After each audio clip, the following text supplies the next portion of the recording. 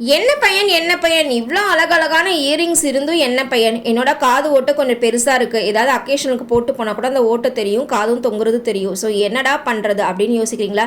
Take it easy Urvashi policy மாதிரி அதை ஃப்ரீயாக விடுங்க. So no worries. Welcome back to Varnalaya lifestyle channel. இந்த வீடியோ பதிவு உங்களுக்கானது தான். எஸ், நான் இப்போது ஒரு சூப்பரான ஆர்கனைஸில் நிறைய டைப் ஆஃப் இயரிங்ஸ் வச்சுருக்கேன். பட் என்னால் பெருசாக போட்டுக்க முடியாது. ஏன் அப்படின்னா ஒரு சின்ன தோடு கூட என்னால் போட முடியாது.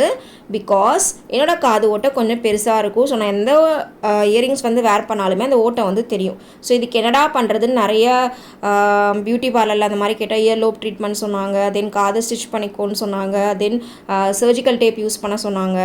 பட் அதெல்லாம் வந்து எனக்கு யூஸ் பண்ணுறதுக்கு பிடிக்கல. பிகாஸ் அதெல்லாமே நம்மளோட இயருக்கு அந்தளவுக்கு வந்து சூட் ஆகாது. பட் நான் எல்லா டைப் ஆஃப் தோடுமே வந்துட்டு வேர் பண்ணுவேன். இதுக்கெல்லாம் சூப்பரான ஒரே ஒரு சொல்யூஷன் என்ன அப்படின்னு பார்த்தீங்கன்னா, மெயினாக நீங்கள் வெளியில் போகும்போது இது வந்துட்டு நீங்கள் வந்துட்டு போட்டிங்க அப்படின்னா ரொம்பவே வந்து யூஸ்ஃபுல்லாக இருக்கும். இந்த மாதிரி லாங் இயரிங்காக இருந்தாலும் சரி, இல்லை எனக்கு பார்த்தீங்கன்னா சின்ன சின்ன தோடு போடும்போதே காது ஓட்டை வந்துட்டு தெரியும். ஸோ இந்த மாதிரி இருக்கிறவங்க என்ன டைப் ஆஃப் தோடு வந்துட்டு அவாய்ட் பண்ணலாம் அப்படின்னு சொல்லி பார்த்தீங்க அப்படின்னா, ஹேங்கிங் டைப்பு.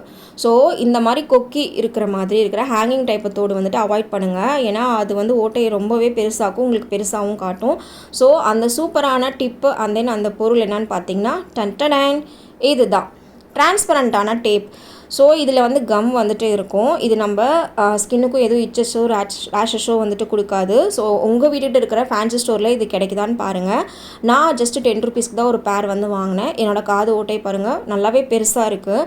ஸோ நான் அதுக்கு தகுந்த மாதிரி தான் இயரிங் வந்து போடணும் அப்படின்னா அது வந்து கஷ்டம் தான். ஸோ எனக்கு எல்லா டைப் ஆஃப் இயரிங்ஸ் போடவும் பிடிக்கும். ஸோ போட்டுருவேன். இருந்தாலும் அக்கேஷன் டைமில் எனக்கு கொஞ்சம் இதாக இருக்கும். இப்போ பாருங்கள், நான் ஒரே ஒரு குட்டி தோடு தான் போடுறேன். ஸோ இதில் வந்துட்டு எப்படி அந்த டேப் வந்துட்டு இன்சர்ட் பண்ணுறதுன்னு பார்க்கலாம். ஃபஸ்ட்டு தோடு வந்து போட்டுக்கோங்க. அண்ட் தென் அந்த தோடோட கம்பி வந்து பின்னாடி இருக்கும் இல்லைங்களா, நம்ம நார்மலாக வந்து திருகாணி போடுவோம்ல, அந்த இடத்துல இந்த டேப் வந்துட்டு அந்த கம்பியில் வந்து விட்டுருங்க. ஸோ அதுக்கப்புறம் வந்துட்டு திருகாணி போட்டிங்க அப்படின்னா உங்களுக்கு வந்து காது ஓரளவுக்கு தூங்காமல் பார்க்குறதுக்கு வந்துட்டு நீட்டாக இருக்கும். ஸோ நீங்கள் அக்கேஷ்னலாக எங்கேயாவது வெளியில் போகிறீங்கன்னா இது போட்டுக்கலாம். ஸோ வீட்டில் இருக்கும்போது மேக்ஸிமம் காதை வந்துட்டு ஃப்ரீயாகவே விட்டுருங்க. பெருசாக தோடுகள் எதுவும் போட வேண்டாம். பாருங்கள், இவ்வளோ சூப்பராக வந்துட்டு பர்ஃபெக்டாக வந்து சூட் ஆகிருக்கு. ஸோ தென் இன்னொரு இது பார்த்திங்கன்னா, நீங்கள் வீட்டில் கொஞ்சம் காது ஃப்ரீயாக விட்டுட்டு அடிக்கடி தேங்காய் எண்ணெய் போட்டு காதுக்கு ஒரு லைட்டாக மசாஜ் கொடுக்கும்போது கொஞ்சம் காது தொங்குறது வந்துட்டு கம்மியாகும். அதே மாதிரி புண்ணாகும் போது அந்த மாதிரி ட்ரை பண்ணுங்கள். ஸோ உங்களுக்கு இந்த டிப் பிடிச்சிருக்குன்னு நினைக்கிறேன். பிடிச்சிருந்தா கண்டிப்பாக நம்ம சேனல் சப்ஸ்கிரைப் பண்ணிவிட்டு லைக் பண்ணுங்கள், ஷேர் பண்ணுங்கள், கமெண்ட் பண்ணுங்கள். டாடா.